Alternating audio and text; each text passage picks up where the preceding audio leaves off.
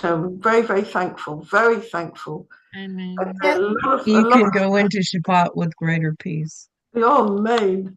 Yeah, well, a lot of thanks going on here in Israel. So very, very thankful. Very thankful. Yeah. There's so much to be grateful for. So yeah, Baruch Hashem, but I have to say, it is pretty tiring. On the other hand, here we are, and it's a miracle. So now, how do I get back to where I was? Zoom. Right, I'm here on Zoom. Hi, everyone. Wonderful. Now, let's start off with our tefillah. That's the main thing. Tefillah is always the main thing. Second, it's just opening. Oh, it's having to think about life. Okay. It did it. Amazing. Okay. Now then, here we go. Share.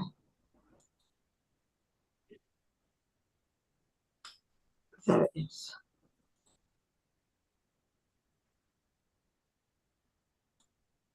All right. Okay. Great. All right. So first of all, a great big thank you to HaKadosh Baruch Hu that here we are, and it's really a miracle. It's a total miracle.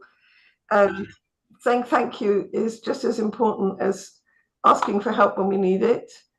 So this is really amazing. And thank you, HaKadosh Baruch Hu, with all our heart for the incredible miracles. And at the same time, we still ask for the safety of our soldiers and the return of our hostages.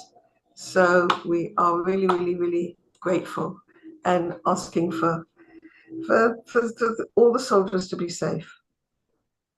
Okay, so we're going to dedicate our learning in that way. So starting off with a prayer.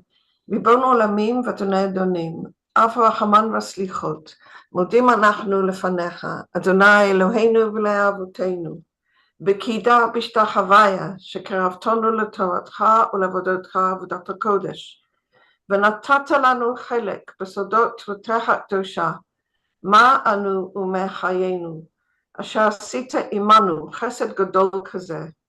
על כן אנחנו מפילים תחנוננו לפניך, שתמחול ותסלח לכל חטאותינו ועוונותינו, ואל יהיו עוונותינו מבדילים בינינו לבינך.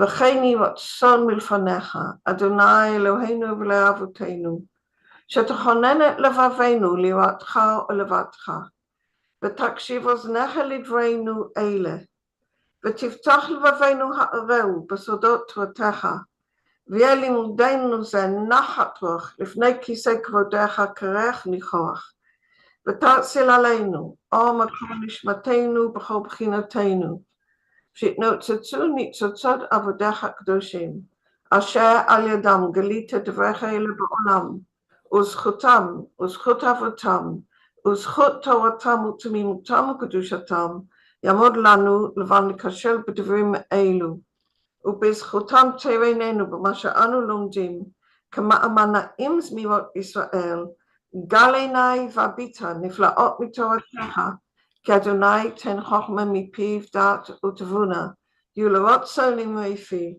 וגל ליבי לפניך, אדוני צורי וגורלי. Amen. כן יהי רצון. Amen. So I'm just opening my a second. I want to read the very first sentence of this week's Sidra, Parshat Korach.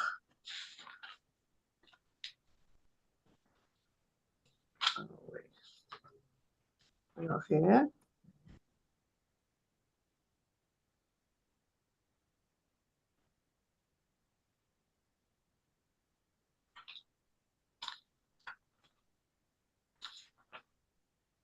Here we are. So, Vayikach Korach ben Yitzhar ben Kahat ben Levi, v'Datan v'Aviram ben Eliav, v'On ben Pelet bnei Reuven. And Korach, the son of Yitzhar, the son of Kahat, the son of Levi, and Datan and Aviram, the sons of Eliav, and On ben Pelet, the sons of Reuven. And doesn't say what they took. What did he take? He took something. Okay, what does he take? Doesn't take. He doesn't say. And so the sages fill in the gap for us. And they say he took bad advice to himself. And this is what we're going to look at in the Zohar. What did Korach really want? What was he really looking for? Okay, so we're going to share now from the Zohar. We're going to learn the first part. The first part of the shiur is going to be from the Zohar. Okay, and let me do, I have to do stop share for the prayer and open for the Zohar. Here we are. Right, okay. All right, so now let's get that a little bit zoomed out a bit so we can actually see it. There we are. All right, so we've got on the top the Zohar, and underneath we've got Rabbi Ashlag. All right, so this is the very first sentence. The sages bring that very first sentence. V'yikach Korach ben Yitzhar ben Kahat ben Levi. It tells you who he was, okay? And Korach took, he was the son of Yitzhar, he was the son of Kahat. The Kahatim, they were the sort of like the portion of the Levites whose job was to carry the holy vessels, okay, on their shoulders. All right, so very, very important task, okay. Rabbi Abba Patach, Rabbi Abba opened his discourse. Hanechamadim mizahav umipaz rav, umutukim midvash v'nofet sufim. More pleasant than gold or than spun gold, and sweeter than honey or of nectar. Kama ila in pitgamei oraita, kama yakiran inun, to even inun la'ela, to even inun la'kulo. Begin to inun shema kadisha. V'kol ma dishtadel ba'oraita, ishtadel b'shema kadisha. V'ishtazev mikulo, ishtazev ba'ol madin, v'ishtazev ba'ol mada'ati.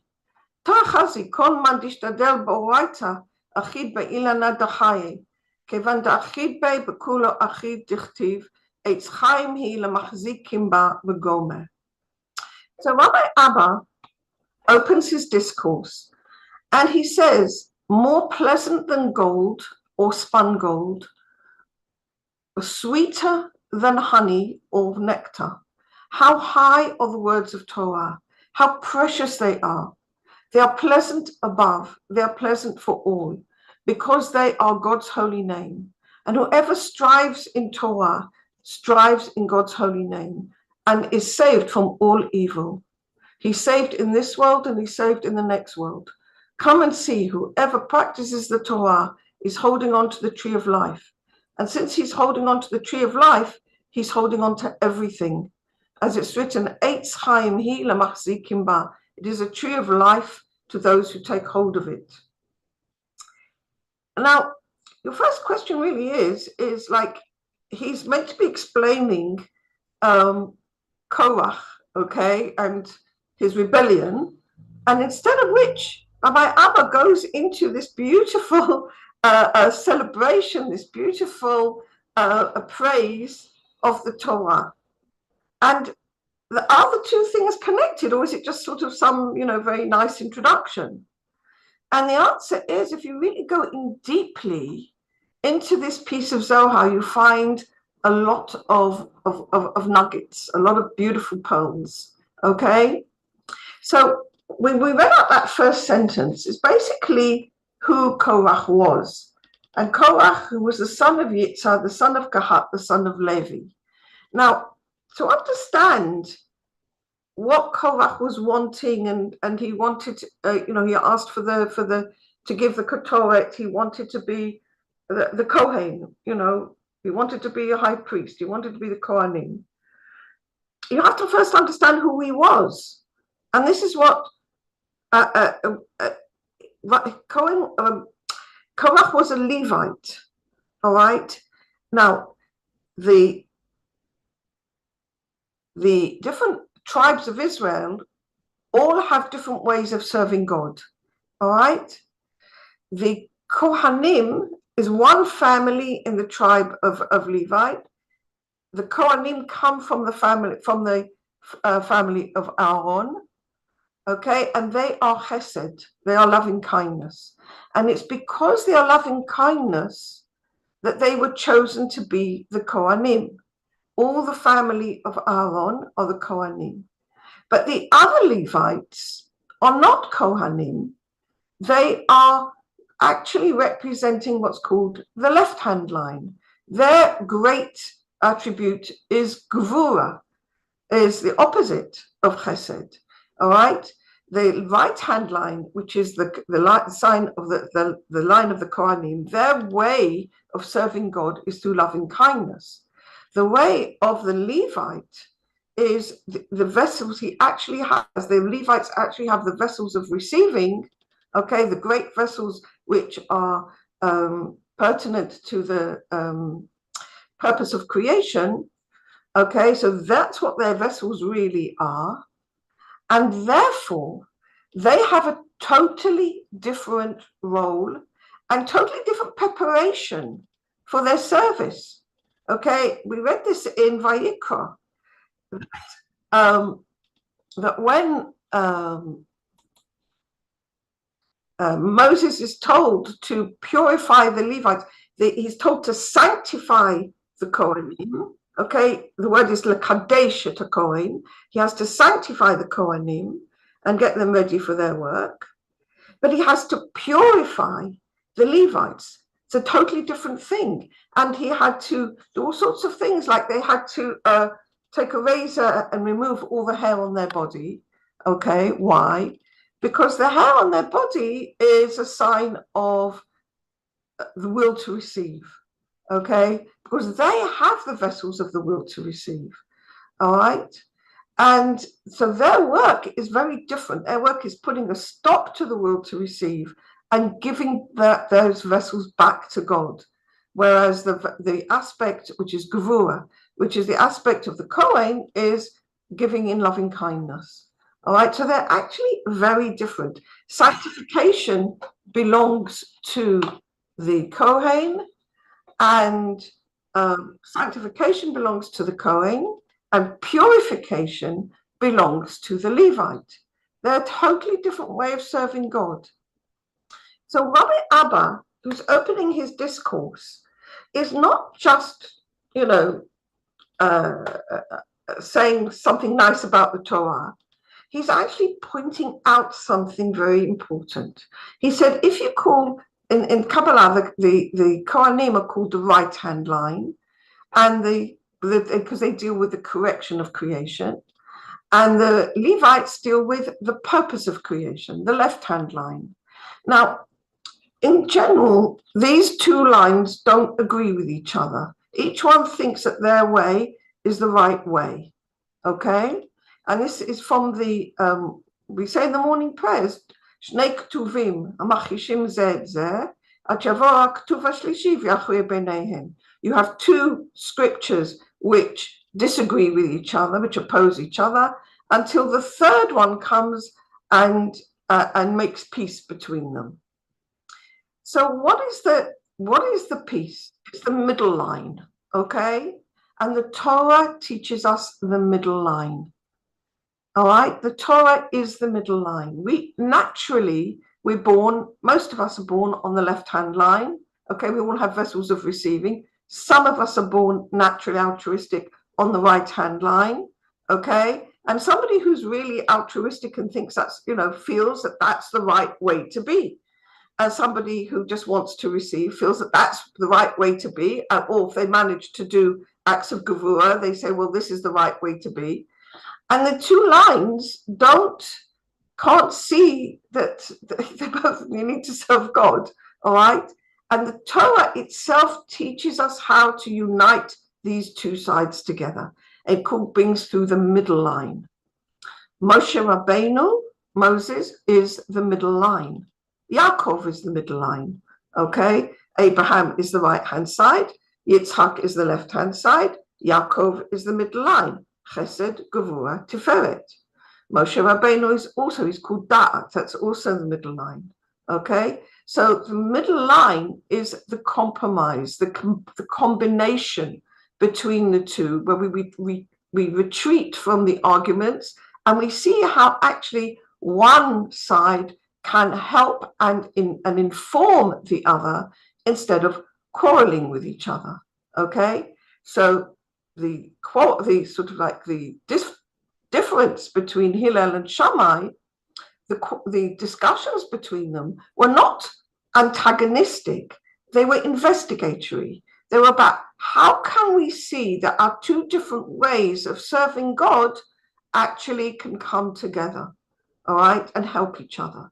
That's the middle line, all right? So what does Rabbi Abba say? Let's have a look at it now.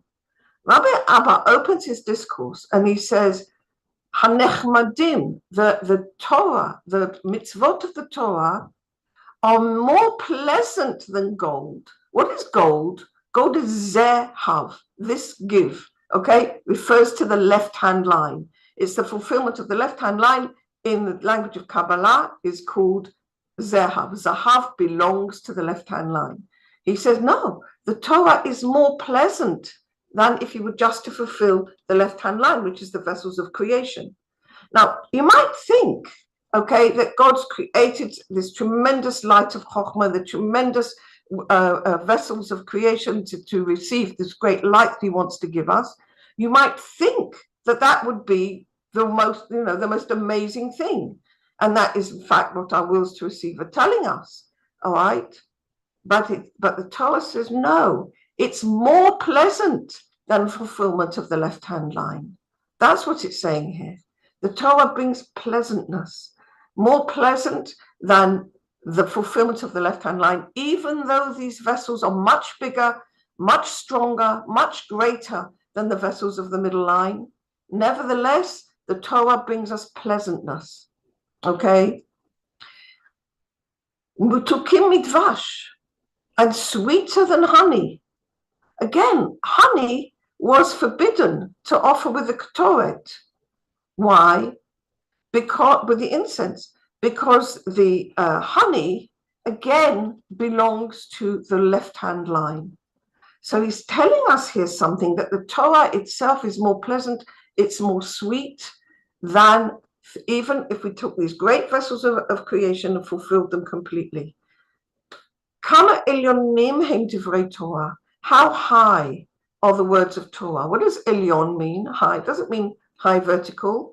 It means how more connected with the Creator, how much more united with the Creator are the words of Torah. Kama yekarim hem, how precious they are. Nechmadim hem lamala, they are pleasant in the eyes of God. Nechmadim hem lekol, they are pleasant to us as well.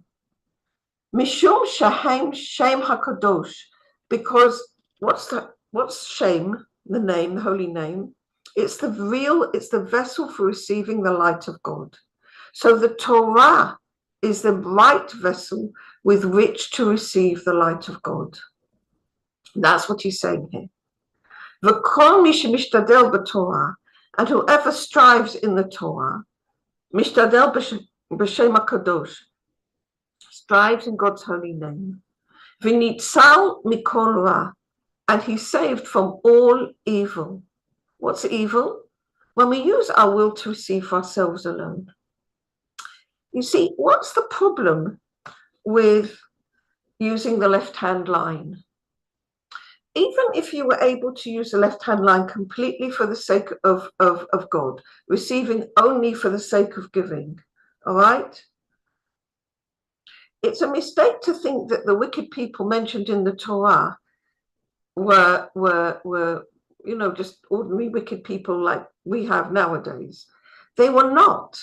They were great spiritual adepts who were able to receive all the light only for the sake of giving. Esau, Laban, Pharaoh, all those characters. So you could say, well, what's wrong with that? If I'm receiving only for the sake of giving pleasure to the Creator, what's wrong with the left-hand line then? And the answer is like this. The answer is the light of God is infinite. And even if your intention is to receive all the light for the sake of giving, it's too easy to just receive that tiny bit more, and you're receiving for yourself alone. And nobody can be saved from that. And that was the sin of Adam. Okay? That was the the falsehood that the snake told Eve when he said, you can become like God. No, you can't. Okay, because if you try to receive only for the sake of giving, which is what they intended, Adam and Eve, there's always that possibility that you can take a little bit too much light and receive that for oneself alone. All right. And so therefore, if one doesn't even go there, if one sticks to the Torah, the middle line, Nitzal mikol ra, he's saved from all evil. He's saved from that separation that is bound to come sooner or later if you're going to just use the left-hand line. Nitzal ba'olam hazeh, he's saved in this world. V'nitzal ba'olam haba, and he's saved in the next world. The default consciousness of this world is the will to receive oneself alone. The default. Now, what's the next world? Rabbi Ashlag says it's your next spiritual state. Okay, could be the world to come after we die, but it could also be your next spiritual state. Okay, so it's an ongoing issue to always stay in the middle line. All right. Bora'eh, come and see. Kol misha osek b'Torah, whoever practices the Torah, achuz ba'etz hachayim, is holding on to the tree of life. He's holding on to faith. Okay? What's faith? A giving. We have faith in God, which means we give to God. All right? Even when we don't know, we don't understand, okay, we can't see, we can't sense. Nevertheless, we have faith in his goodness. And since he's holding on to the tree of life, he's holding on to everything. It is the tree of life to those who take hold of it. Okay, was that clear enough? Anybody got any questions? Yeah? Anybody got any questions? No, it's clear. Thank you. Oh, good. Wonderful. Wonderful. Thanks. Okay, wonderful. Very good. All right. If anybody's got any questions, you either put them in the chat or you can call out. Right. Bet. Rabbi Yitzhak. Rabbi Yitzhak אמר, כל man ישתדל באורייתא, חייו עת לי מכולו, חייו ממיתה, כמה דאמין, בגין דחייו עלי שריה, ואחיד בי, אילו ישראל מתעטרים באורייתא, ישתזבו מכולו, ולא ישתכחו בגלותה, ודאו דכתיב חרות על הלוחות, אל תקרא חרות, אלא חירות, וחירותה באורייתא ישתכח, אורייתא היא חילה דימינה, כמו שכתוב מימינו אשתת למו, ושמאלו יתכליל בימינה, מאן דאביד ימינה שמאלה, ושמאלה ימינה, דאי הוא כאילו חריב עולמה.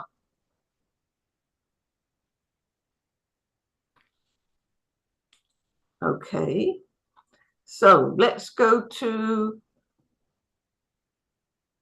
wait a minute, I've lost a bit. Here it is, here, Bet is here, there we go.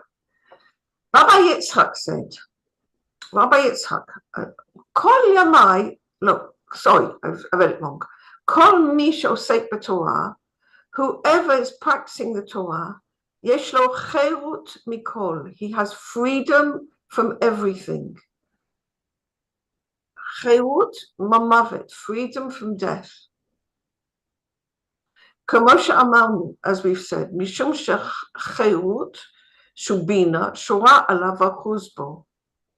Because freedom, which is bina, is inspiring him and he's holding on to it. Death here is not physical death. Death is the will to receive oneself alone. Okay, 1 second, 2 more people want to come in.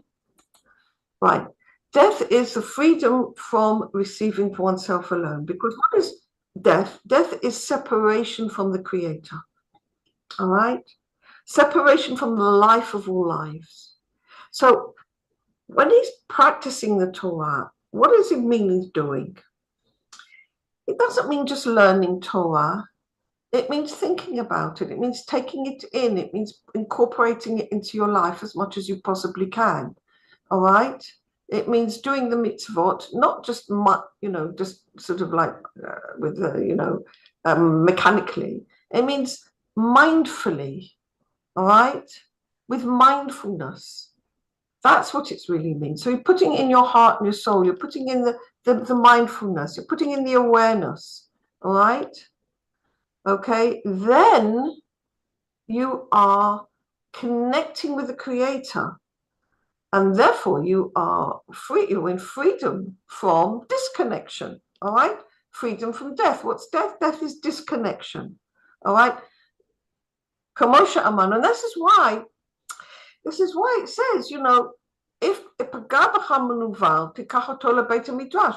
if you find you have got disconnected, if the menuval is the scoundrel. Who's the scoundrel? The will to receive for yourself alone.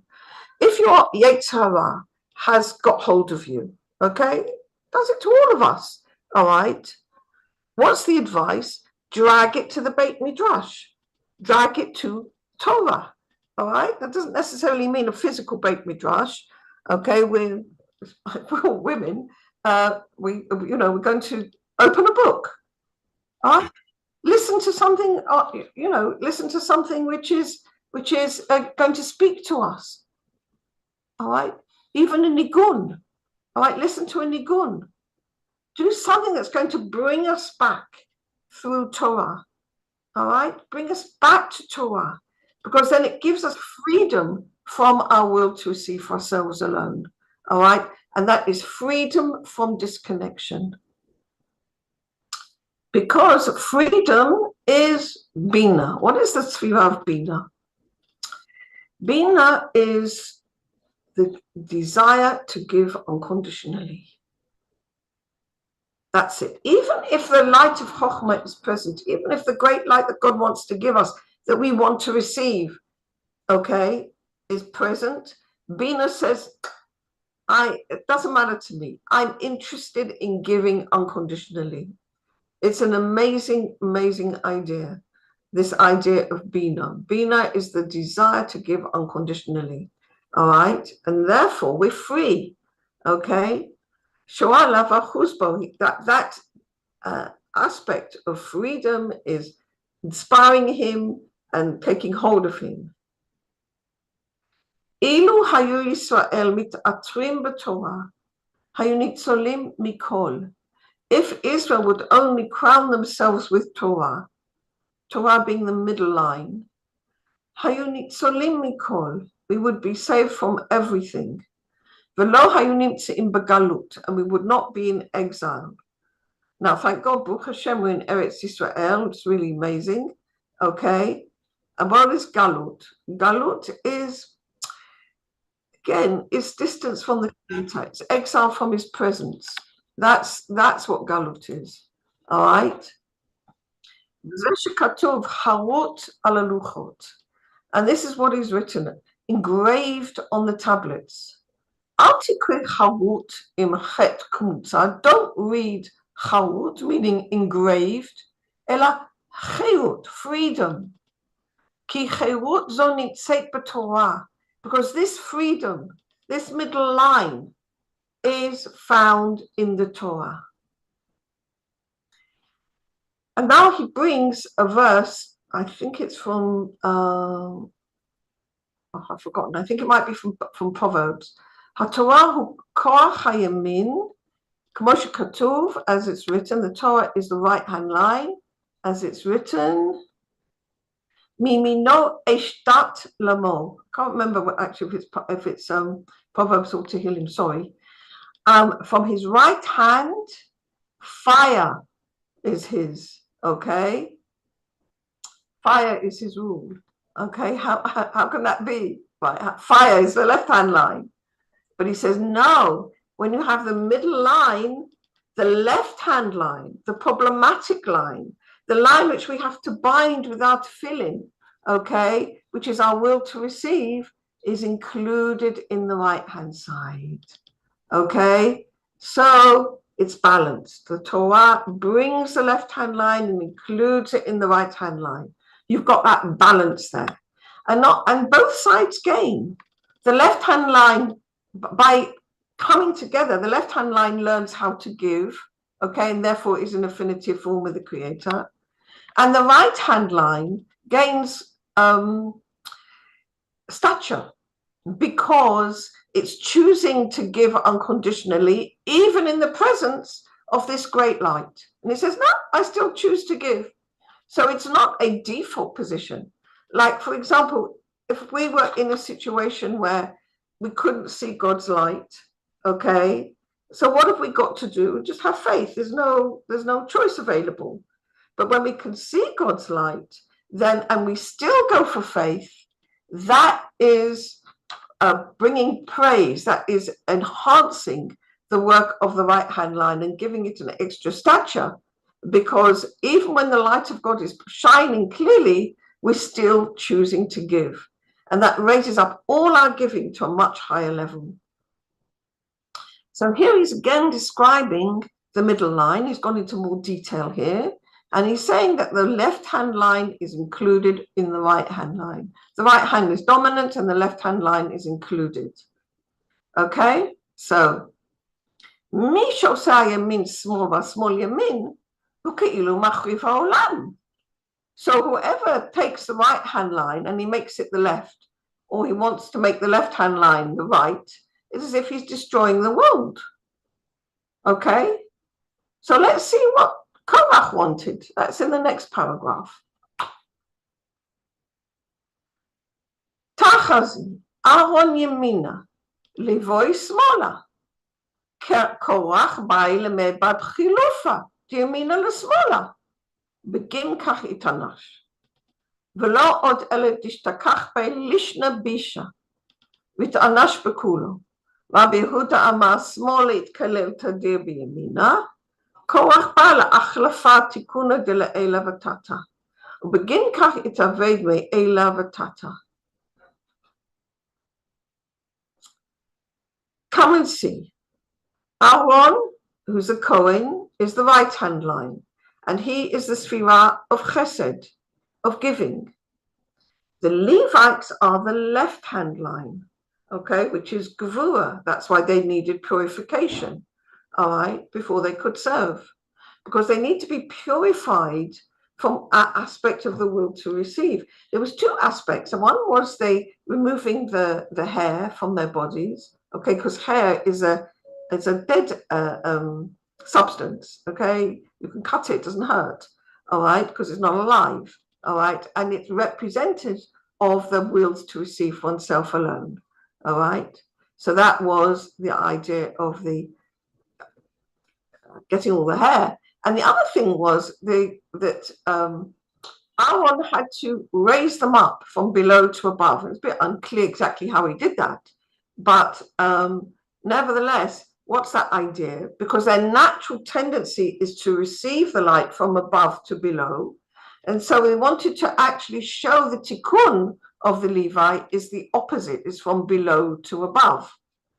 The other thing that's also very interesting about the Levites is that they were all given the jobs of transporting the Mishkan, but they were not allowed to see the vessels. The Kohanim had first to come and cover up the vessels, and only then they could come and carry them. And the reason is, of course, is because the vessels of the Mishkan and of the temple are very, very holy. They have a lot of light. And if the Levite, whose tendency is to receive light, was to see such a thing, he would be separated because his tendency would be to receive. Okay? So you can see why and yet they were also holy in that sense. The Levites are raised up to be servants of God, because the right-hand line serves God and the left-hand line serves God. The right-hand line is the aspect more of love, while the left-hand line is more the aspect of reverence. Okay? And yet both sides are important for serving God. So Aaron is the right-hand line, he's Chesed. The Levites are the left-hand line, which is Gevurah. And what did Korach want? He wanted the priesthood. Korach ratzah lasot chiluf hayamin l'smol.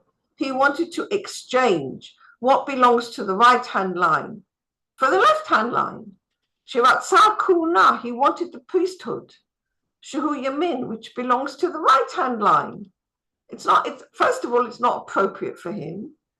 His essence is left. And second of all, it's dangerous for him also.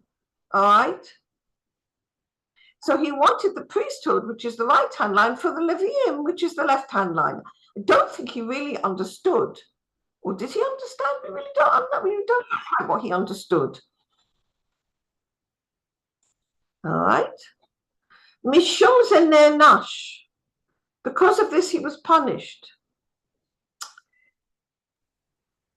What's the punishment? Separation from God. That's the punishment. Not only that, but he also spoke against Moses. And he was punished in every way. Rabbi Yehuda said, the left-hand side needs always to be included with the right-hand line. That's the tikkun of the left-hand line. He wanted to exchange the whole thing. It wasn't just from the right-hand line and the left-hand line. Rabbi Yehuda says what should be below, he wanted to be above, and what's above should be below. Well, I mean, he just... Anyhow, he wanted that everything should be under the control of the Levites. Which they should not be included with the Kohanim, which are the right-hand line. Now, so therefore he lost everything. Okay? He lost he lost not only the kahuna, but he lost the priesthood, but he also lost being a Levite.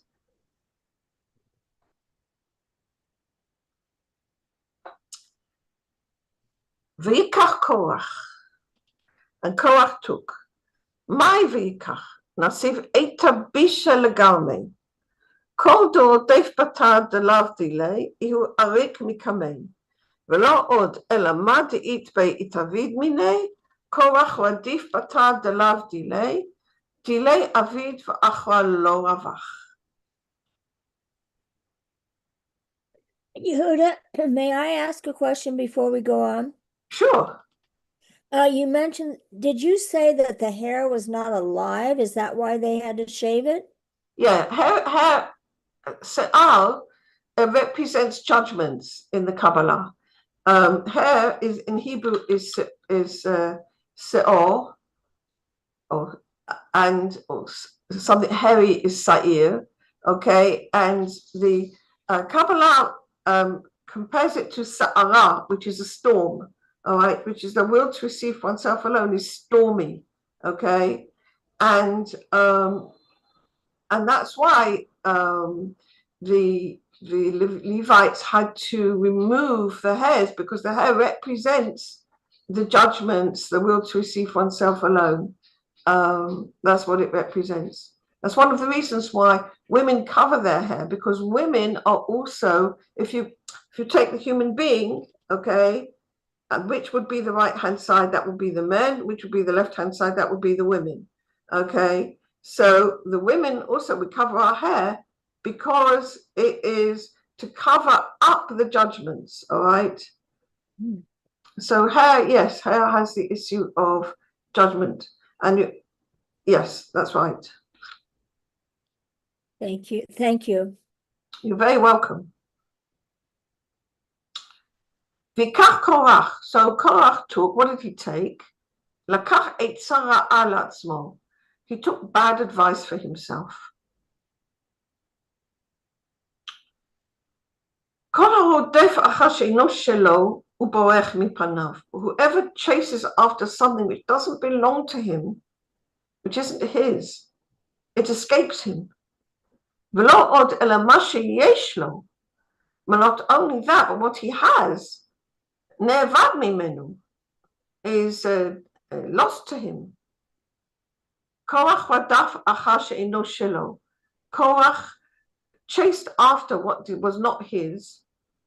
Shelo avad, what he had, he lost. V'acher lo heviach, and he didn't gain anything.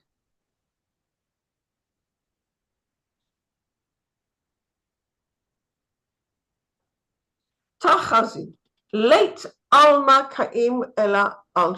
Oh, wait a minute. No, I missed one. Hey, Korach azil b'machloket. My machloket pelugata.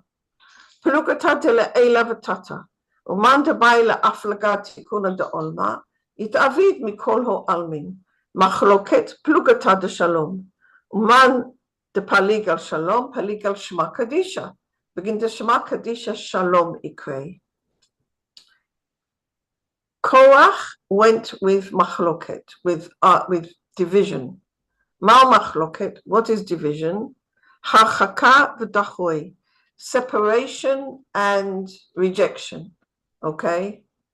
Harchaka v'dachoi shelemala umata.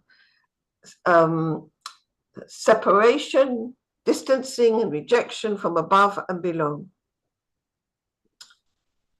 Machloket, what is machloket? So we saw that the origin of division is the difference in the right-hand line and the left-hand line. Okay, people see the world differently. All right, you see this in politics. You see this everywhere. There's some people who think the solution is on the right, and by the way, the right in politics is not the same as the right-hand line in Kabbalah, but in general. And some people see the solutions are on the other side, okay? And people see things differently, all right? That in itself is just a cause for working to find the middle line. That's the real thing, okay? That's what we need to do. We need to work to find the middle line. If we just go with one side and reject the other side, what do we have? Machloket. Machloket is division, separation from one side to the other. And that causes terrible problems. It's both above and below, it says. Whoever wants to put off the correction of the world, he's going to be lost from all worlds. Machloket hi harchaka v'dichoy shel shalom. Machloket is like pushing away, distancing oneself from peace. Umisha cholek al shalom, and whoever causes the division against peace, cholek al shemo hakadosh, is quarreling with God's holy name. Mishum sheshema kadosh nikra shalom. Because God's holy name is called peace. So the Torah is the Torah of Shalom. The Torah brings peace. The true Torah brings peace. The Torah of the middle line. That's what the Torah is. You know, it's very interesting. Rabbi Ashlag didn't have many students. 10 maybe, 15 maximum, okay? Not all of them all at the same time, but the core students, let's say, were 10, all right? And each one of them, when you read their biographies, you discover that each one of them served God in a totally different way than the others did.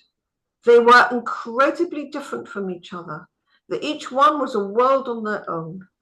Each one of them was passionately dedicated to trying to serve God, and yet each one was different from the others. It's amazing. If you read the biographies, I put some of the biographies of the students. I couldn't put all of them in, but some of them. It's in the one of the end parts of Master of the Ladder, the book which is the biography of Rabbi Ashlag, and the stories of these students is phenomenal. And you see how different they were from each other. And it's very clear also that they had difficulties in working together and forming a team. And Rabbi Ashlag, when he was away from them in London, he was about 3 years away while he was writing his first book. He wrote many, many, many letters to the students, many letters. And they were absolute treasure of spiritual instruction. And in almost every letter, he reiterates again and again to work on the love of companions, to form together a band, to work on the love of companions, because that will overcome all negative issues. And the reason is because when you work together with people who are different from yourself and see things differently, you learn to complete yourself and you come towards the middle line. Somebody's put something in the chat. Okay, what book it's called? I'll put it here. Master of the Ladder. Okay. And I'll put at the end of the class, I'll put it in the chat, all the details. All right, it's the life and teachings of Rabbi Yehuda Lev Ashlag. All right. Okay, very good. You can find it on Amazon. Tar Hazi. Or you can contact me privately afterwards and I'll tell you how to get a copy. Tar Hazi. Late Alma Kaim Ela of Shalom. Kadra Kuchabiku Alma. Lo Yachilit Kaima Ada'ata Vashar Alayhu Shalom. Umai Shabbat. Dihu Shloma Di'ila Vatatai. Vikadinit Kaim Alma. Umanta Paglik Alai It Aved Me Alma. Tachazi, come and see. The world only stands before peace. When the Holy Blessed One first created the world, it couldn't be sustained. Until he came and gave them peace. Mahu Shabbat. What is peace? Peace is the Shabbat. Shalom shel elyonim v'tachtonim. Peace is the fulfillment, is the completion of the higher ones and the lower ones. V'az nitkayim ha'olam, and then the world can survive. So shalom is peace. Shalom is shleimut, completion. Okay, and what is he talking about? Again, that the right hand line and the left hand line need to complement and complete each other. All right. And then when they do, finally, we'll have the end of the tikkun. And what is Shabbat? Shabbat is like a mini end of the tikkun, which comes each week. Whoever is quarreling with the shalom is destroyed from the world. Salafchad palig al Shabbat. Davar mekoshesh etzim. Maninun etzim, inun ilanin, achrinan k'da'aman, vinun malin dachon, v'chol b'kodesh lo sharia, da'palik al shloma da'olma.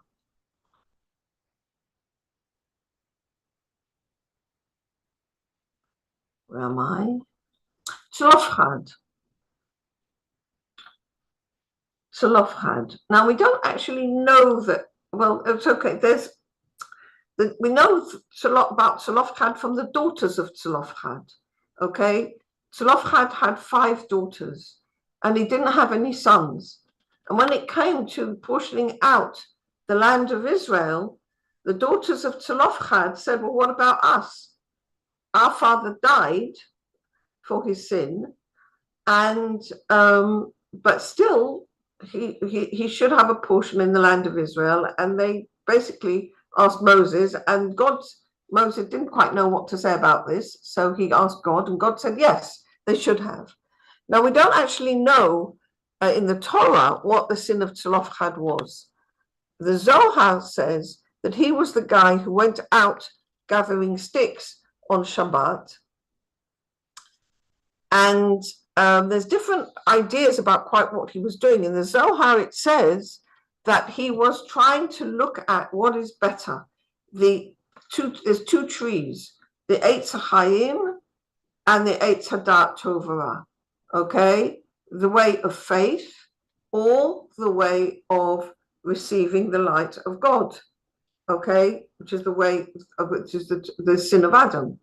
So as we said earlier, the sin of Adam was that he thought he could receive the light entirely for the sake of giving and correct the whole of that tree of knowledge for the sake of giving.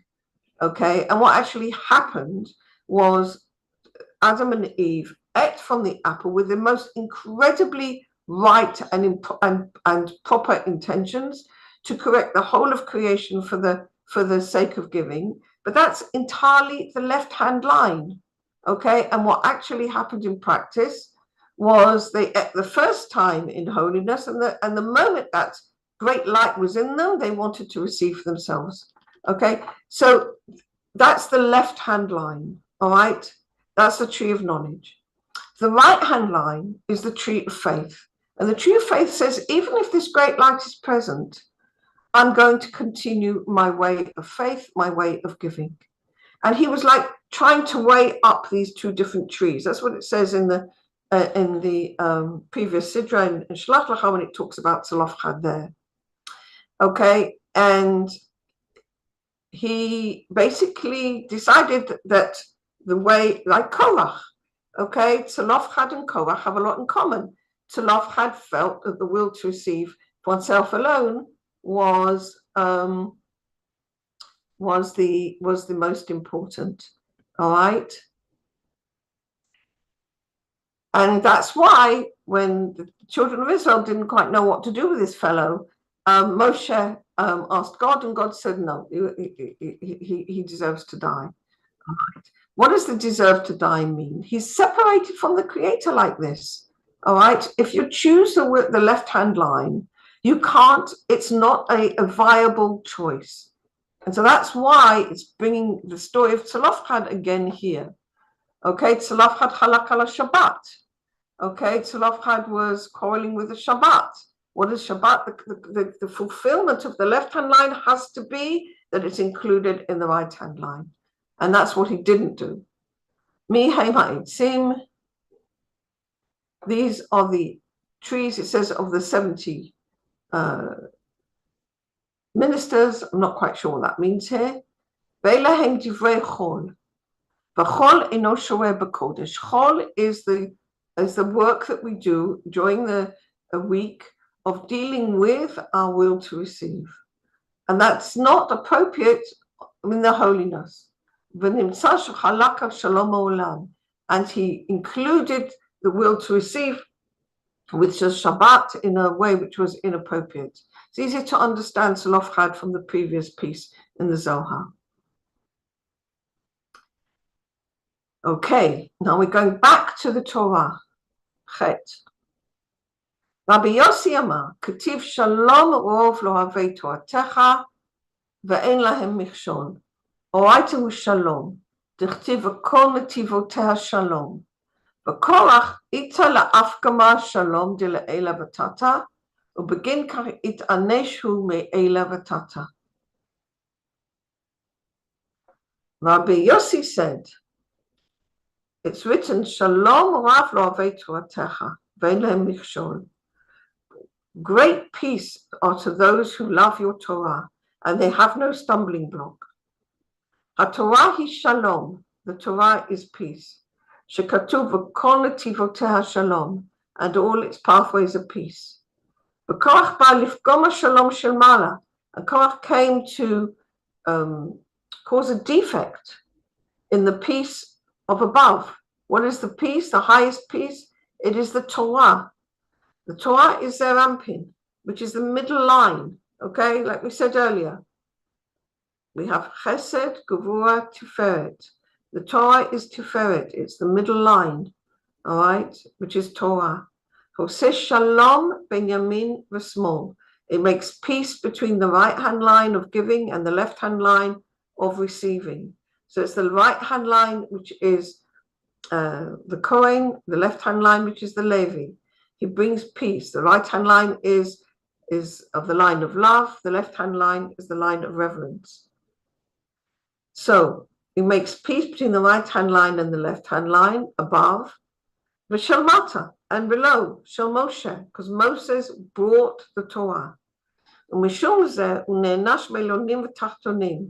because of this, he was punished both above and below.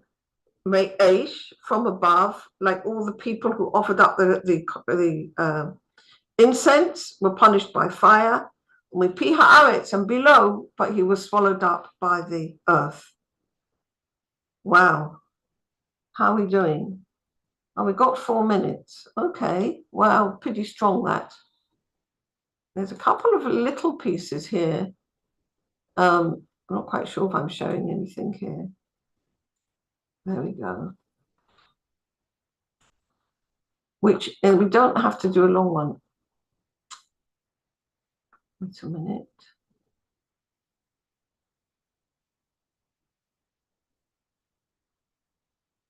I found this one was very good. Where was it? Is this one?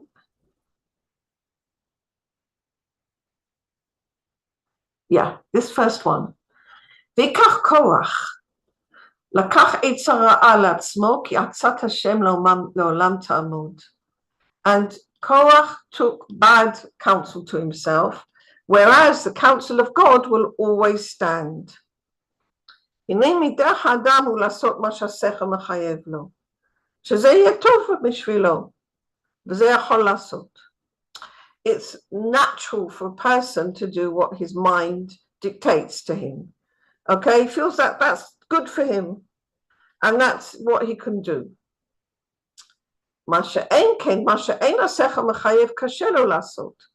what one's mind, one's rational mind, doesn't think about or doesn't consider, is hard to do. This is even more true when what what is told to do is against one's rational mind. That's why he asked talit, which is entirely blue, does it need tzitzit? Okay, or beit malei sfarim chayav b'mezuzah, or a house which is full of books, does it need a mezuzah? V'zeh nikra eitzah ra'ah, and this is what is meant by a bad counsel. When you only go according to your rational mind, okay, then it's a problem because you're receiving, all right, from directly into your will to receive, and that separates you from the Creator.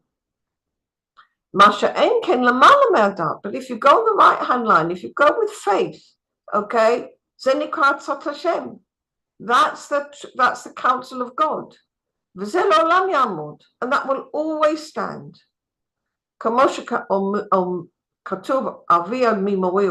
As my father of blessed memory said, this is Rabbi Perush HaSulam Ashlag speaking, so it's his father is Rabbi Yehuda Leib Ashlag.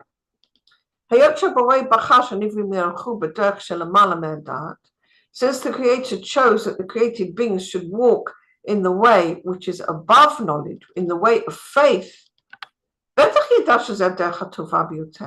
for sure he knows that this must be the better way. And this is designated as being the counsel of God. And Dafka is through this way that a person can arrive at the completion of his purpose. So what is he talking about here? He's talking about the fact that our basic nature is our will to receive, left-hand line, okay? We're all basically lefties, all right? Most of us anyhow. There's a few people who are naturally altruistic, but that's few. The most of us are natural lefties, okay? So what do we need to do? We need to combine our natural tendency to receive with let it go and move it to the right-hand line, okay? And look to find that combination and the shleimut and the wholeness that we find through Torah. Torah gives us the right advice. Okay, that's basically what he's saying. All right, so don't just listen to what our minds, our rational mind is telling us. That could well be the Korach within us. He says, move towards the Torah's advice. The Torah will give you good advice because it teaches you how to combine it with the right-hand line, and you come to the middle line. All right? Great. Wonderful. Baruch Hashem. Thank you, Yadida. You're very, very welcome. I have a quick question, please. Yeah, plenty. Yeah, I'm here for questions. Definitely. Okay, I've just got to get this straight in my mind. The left has too much light, correct? Yeah, the left-hand line is very liable to get too much. Yes. Unless Okay. unless it puts that barrier over its desire to receive and gives it back, but it needs to join with the right-hand line. Yes. Okay, so if we have a tendency to give too much to the point where we are hurting ourselves, then we are too much to the left, correct? Not giving, receiving. No, but what I'm saying, if we ourselves don't control to our giving to the point where we give so much that we damage ourselves, then we're too much to the left, is what I'm trying to find out. No, I don't think that's quite right. I think it's a bit more subtle than that. Okay. All right. There's lots and lots of ways of giving. All right. So, for example, if you're giving, but you're really giving in order to get something, okay, that could still be considered as the left-hand line. But pure giving, when we're talking about giving here, is talking about giving unconditionally. All right. It's not talking about giving for the sake of receiving. So so what you're saying might be true, actually, if you're giving, but really what you're doing while you're giving is you want to get something.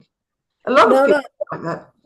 No, I'm not wanting to get something, but I give so much that it damages myself. I don't think that's what you're talking about here, really. Okay. That's a different question. Okay. All right. Thank you. All right. Okay. Very good. Anybody else? Yadida? Yeah. I want to see if I got this right, because I've never heard that before, is that Shabbat was given to man to balance out Gevurah? Well, Shabbat is shalom. So Shabbat is completion. Shabbat is making something whole. All right. And it's not just Gevurah, but you've got to include both sides together in a right way. Yes. Okay. So Hashem gave man Shabbat for the purpose of balancing out Gevurah and Chesed. But what? Go ahead. Yeah, you've got two main ways. I mean, here's talking about two main lines. Okay, one is giving, like the natural, the way of giving unconditionally. All giving that we're talking about here is giving unconditionally. Okay, right. So yes. So that means faith. It means giving to one's fellow human being with just giving, pure giving unconditionally. All right. Left-hand line, and that's called the tikkun of creation, and the left-hand line is the purpose of creation. All right, because the left-hand line is the receiving of God's original light, the Or the Chochmah. Right. Okay. Right.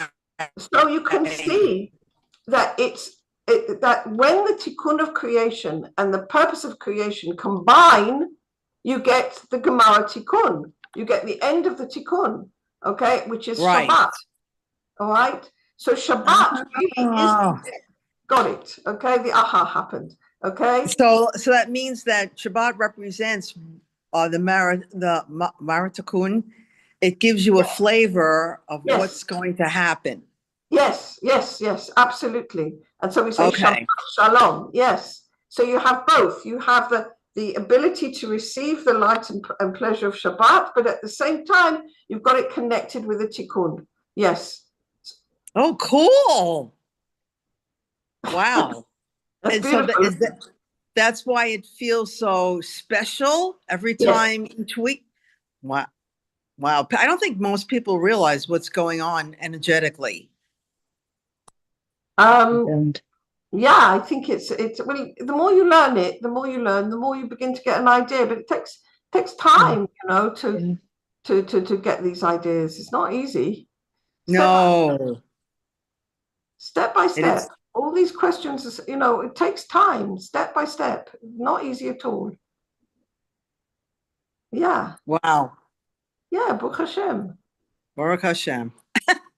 Hey. Okay. Okay, great question. Terrific. All right, anybody else got a question? thank you so much, Yedida. Thank you. Shabbat Shalom. Shabbat Shalom. Yeah, Shabbat thank you. Thank you. Chodesh Tov, everybody. Chodesh Chodesh Tov. Tov. Chodesh Tov. Chodesh Tov, right. Bezrat Hashem. Wonderful. Baruch Hashem. Shabbat Shalom. Shabbat Shalom. Shabbat Shalom. Shabbat Shalom.